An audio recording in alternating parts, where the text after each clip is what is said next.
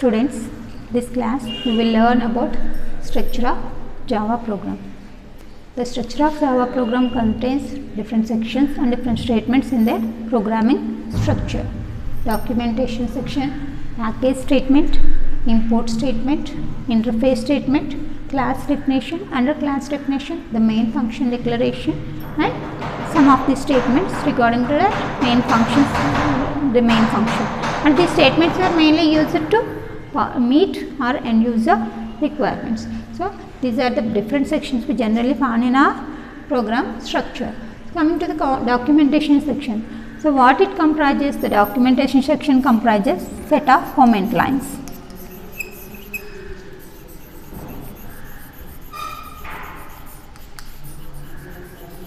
So comment lines ni మనం documentation section లో place చేస్తాం.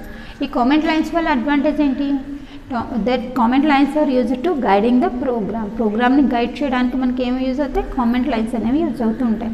సో ఒక ప్రోగ్రామ్ మనం తీసుకుంటే ఆ ప్రోగ్రాంలో ఏ స్టేట్మెంట్లో ఏ ప్రాసెస్ జరుగుతుంది, ఆ ప్రోగ్రామ్ దేని మోటివ్ ఏంటి, సో ఇవన్నీ మనం ఎలా మెన్షన్ చేస్తామంటే ఈ కామెంట్ లైన్స్ ద్వారా మనం మెన్షన్ చేస్తూ ఉంటాం. As same as in C, how we use the comment lines in C, like this also here in Java we use comments. In C we place the comments in the special symbols, that means delimiters, that are backslash, asterisk and asterisk backslash. C లో ఎక్కడ రాస్తాం? ఈ symbols మధ్యలో మనం comment లైన్స్ని place చేస్తూ ఉంటాం. Coming to the Java we use backslash symbols for representing comment lines. So సిలో మనం ఈ సింబల్స్ యూస్ చేసి కామెంట్ లైన్స్ని మెన్షన్ చేస్తే, జావాలో ఏంటి బ్యాక్స్లాష్ సింబల్స్ యూస్ చేసి మనం కామెంట్ లైన్స్ని మెన్షన్ చేస్తుంటాం. ఇలా మెన్షన్ చేయడం వల్ల అడ్వాంటేజ్ ఏంటి? ఈ స్టేట్మెంట్లో ఏ ప్రాసెస్ జరుగుతుంది అండ్ ఈ ప్రోగ్రామ్ దేనికి సంబంధించింది, ఇవన్నీ కూడా మనం ఎలా రాస్తాం? ఈ కామెంట్ లైన్స్లో మెన్షన్ చేస్తాం.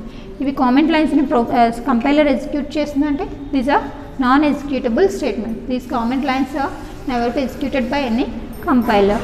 సో కాకపోతే అడ్వాంటేజ్ ఏంటి? యూజర్ని గైడ్ చేయడానికి, ప్రోగ్రామ్ ఎలా ఉంది, ప్రోగ్రామ్ని యూజర్కి ప్రోగ్రామ్ని గైడ్ చేయడానికి, ఏ స్టేట్మెంట్ ఏ లెవెల్లో ఏ స్టేట్మెంట్ ఏ ప్రాసెస్ జరుగుతుంది, ప్రోగ్రామ్ దేనికి రాస్తున్నాం.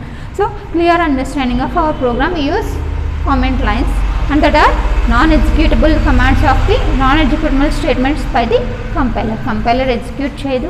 కాకపోతే ఆ ప్రోగ్రామ్ అనేది క్లియర్ ఈజీగా అర్థం అవడానికి, యూజర్కి ఈజీగా అర్థం అవడానికి ఏం చేస్తుంటాం, ప్రోగ్రామర్కి యూజర్ ఎవరైతే యూటిలైజ్ చేసుకున్న వాళ్ళకి డిజైన్ చేసే ప్రాసెస్లోని that comment lines are mainly guiding the program guide చేయడానికి మనకి ఆ కామెంట్ లైన్స్ అనేవి ఎగ్జిక్యూట్ చేస్తూ ఉంటాం. ఆ కామెంట్ లైన్స్ని మనం ప్రోగ్రాంలో యూస్ చేస్తూ ఉంటాం. Next package statement. So what is nothing but package means it consists a set of classes. ప్యాకేజ్లో మనకి ఏముంటాయి? కలెక్షన్ ఆఫ్ క్లాసెస్ ఉంటాయి.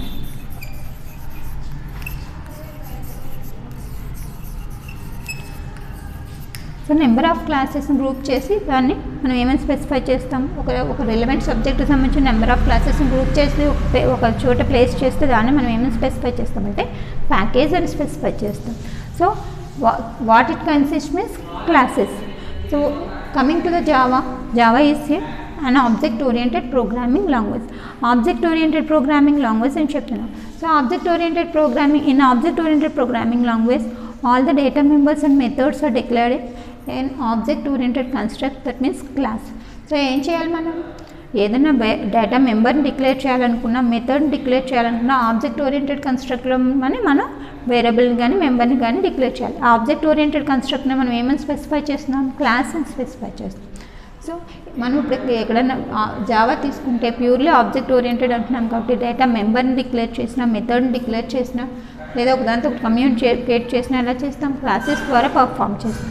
సో కలెక్షన్ ఆఫ్ క్లాసెస్ని మనం ఏమని ఒక పర్టికులర్ టాపిక్కి సంబంధించిన కలెక్షన్ ఆఫ్ క్లాసెస్ని మనం ఏమని స్పెసిఫై చేస్తామంటే ప్యాకేజ్ అని చెప్తాం. ఈ ప్యాకేజ్లో ఏముంటాయి? క్లాసెస్ ఉంటాయి. క్లాసెస్లో ఏముంటాయి? డేటా మెంబర్స్ ఉంటాయి, మెథడ్స్ ఉంటాయి.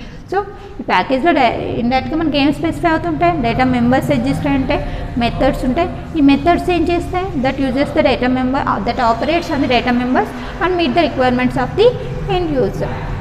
సో ప్రోగ్రామర్ డిజైన్ చేసిన రిక్వైర్మెంట్ని మీట్ అయ్యే విధంగా అవసరమైన మెథడ్స్ని, మెథడ్ని అండ్ వేరియబుల్స్ని ఎక్కడ డిక్లేర్ చేస్తాం? మనం క్లాస్లో డిక్లేర్ చేస్తాం.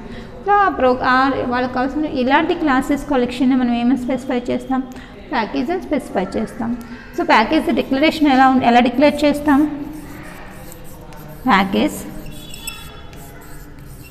Package name semicolon. So this is the declaration part of the mini package. Once మనం ఇలా ప్యాకేజ్ నేమ్ సెమీకోలన్ స్పెసిఫై చేసి తర్వాత ఏదైనా క్లాసెస్ మనం డిక్లేర్ చేస్తే ఆ classes belongs to the above package. So ఏదైనా ప్యాకేజ్ని మనం ఫస్ట్ డిక్లేర్ చేసి దాని తర్వాత రాసిన క్లాసులన్నీ కూడా ఏ ప్యాకేజ్లోకి వెళ్తూ ఉంటే ఆ corresponding package which are declared above that classes. So ఒక ప్యాకేజ్లో ఎన్ని క్లాసెస్ ఉండొచ్చు? 1 క్లాస్ ఉండొచ్చు లేదా number of classes usually we observe number of classes, collection of classes in packages, and that classes contains different types of variables and data methods also. Next, import statement. So import statement is similar to include statement in C. Cలో మనం include statements use చేస్తాం. include statements వల్ల advantage ఏంటి? ఏదైనా programme ఉంటే include మనకి input output functions utilise చేసుకుంటున్నాం, అంటే printf scanf use చేసుకుంటున్నాం అనుకోండి. అప్పుడు ఏం చేస్తాం? మనం ఈ ఐఓ ఫైల్ని ఇంక్లూడ్ చేసుకోవడం ద్వారా ఆ ఫంక్షన్స్ అన్నిటికీ మనం యూటిలైజ్ చేసుకునే పాసిబిలిటీ ఉంటుంది Cలో. సో ఇక్కడ కూడా మనం ఇంపోర్ట్కి బదులుగా ఇక్కడ ఇంక్లూడ్కి బదులుగా ఏం యూస్ చేస్తామంటే ఇంపోర్ట్ స్టేట్మెంట్స్ని యూస్ చేస్తాం. So import statements acts as similar to that of include statement in Cలో ఇంక్లూడ్ స్టేట్మెంట్ మనకి ఎలా యూటిలైజ్ అవుతుందో అలాగే ఇంపోర్ట్ స్టేట్మెంట్ అనేది జావాలో మనం యూస్ చేసుకున్నాం. ఈ ఇంపోర్ట్ స్టేట్మెంట్ యూస్ చేయడం వల్ల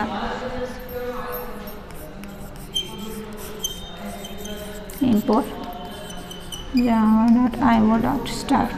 సో ఇలా ఇంపోర్ట్ చేయడం వల్ల ఏమవుతుంది? ఇన్పుట్ అవుట్పుట్ సంబంధించిన ఆపరేషన్స్ అన్నీ కూడా మన ప్రోగ్రామ్కి ఇంక్లూడ్ అవుతాయి. ఫస్ట్ సపోజ్ నేను system.out.println అని అవుట్పుట్ స్టేట్మెంట్ రాసాను. సో దానికి సంబంధించిన కోడింగ్ ఎక్కడి నుంచి ఇంపోర్ట్ అవుతుంది? మనకి ఐఓ ఫైల్ నుంచి. ఐఓ అనే ఇంపోర్ట్ స్టేట్మెంట్ ద్వారా మన ప్రోగ్రామ్కి ఇంక్లూడ్ అవుతూ ఉంటుంది. సో Cలో మనం ఎలా అయితే ఇంక్లూడ్ స్టేట్మెంట్ని యూస్ చేస్తున్నామో సేమ్ వేలో జావాలో మనం ఏ స్టేట్మెంట్ని యూస్ చేస్తూ ఉంటాం? ఇంపోర్ట్ అనే స్టేట్మెంట్ని యూస్ చేస్తూ ఉంటాము. ఇలా ఇంపోర్ట్ చేయడం వల్ల ఏమవుతుందంటే మనం ఏ ప్యాకేజ్ అయితే ఇంపోర్ట్ చేస్తున్నామో ఐఓ ప్యాకేజ్ ఇంపోర్ట్ చేస్తాం. ఐఓ ప్యాకేజ్ సంబంధించిన ఫంక్షన్స్ అన్నీ కూడా మన ప్రోగ్రామ్కి ఇంపోర్ట్ అవుతూ ఉంటాయి అన్నమాట. సో మెథడ్స్ దాంట్లో యూస్ చేసే మెథడ్స్ అన్నీ మన ప్రోగ్రామ్కి ఇంపోర్ట్ అవడానికి మనం ఏం చేస్తాం? ఇంపోర్ట్ స్టేట్మెంట్ని యూస్ చేస్తూ ఉంటాం. Next, interface statement. So interface statement is similar to class, but what is the difference between import statement, interface statement and class statement is class statement having data members, methods and the coding part also, but here interface it only uses the declaration part. Declaration మాత్రమే, method declarations మాత్రమే ఇక్కడ మనం use చేస్తూ ఉంటాం. Method declarations మాత్రమే use చేస్తాం. So ఇక్కడ మనకి ఇంటర్ఫేస్ కూడా ఎలా ఉంటుంది? క్లాస్తో సిమిలర్గానే ఉంటుంది. కాకపోతే ఇక్కడ మనం ఏం చేస్తాం? మెథడ్స్ని డిక్లేర్ చేస్తాం, డిక్లేర్ చేసిన మెథడ్స్ కోడింగ్ మెన్షన్ చేస్తాం, దాన్ని ఎగ్జిక్యూట్ చేస్తుంది. కాకపోతే ఇక్కడ ఏంటంటే ఇంటర్ఫేస్ స్టేట్మెంట్లో మెథడ్ డిక్లరేషన్స్ మాత్రమే పర్ఫామ్ చేస్తాం, కోడింగ్ బట్ మనం యూటిలైజ్ చేయమన్నమాట. So similar to that of class statement. Next, class definition. So class డెఫినేషన్లో మనం ఏం చేస్తాం? క్లాస్ని డిక్లేర్ చేసుకుంటూ ఉంటాం. ఏదైనా ప్రోగ్రామ్ మనం జావాలో పర్ఫామ్ చేయాలి అంటే అది ఎక్కడ మెన్షన్ చేయాలి? ఏ స్టేట్మెంట్ అయినా క్లాసెస్లోనే మెన్షన్ చేయాలి. ఎందుకంటే జావా అనేది object oriented program, truly object oriented programming language. So any object oriented program that communicates only with the help of the objects. So మనం ఆబ్జెక్ట్ దేన్ని క్రియేట్ చేస్తాం? Only classes. Objects are created for classes.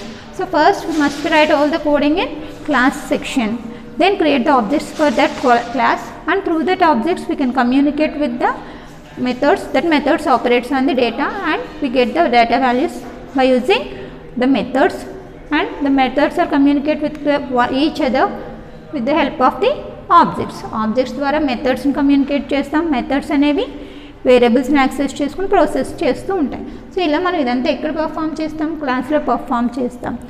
మనకి ఒక Java programme మనం declare చేస్తే దాంట్లో ఎన్ని క్లాసులు ఉండొచ్చు? సో సింపుల్ జావా ప్రోగ్రామ్ తీసుకుంటున్నాం. ఒక simple Java program,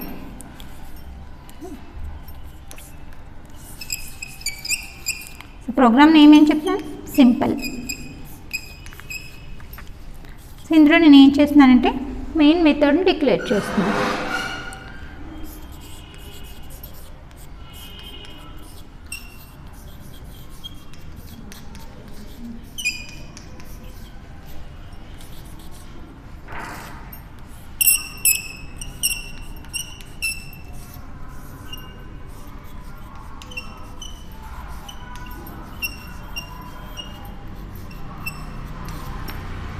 so main మెథడ్లో నేను అవుట్పుట్ స్టేట్మెంట్ రాస్తున్నాను.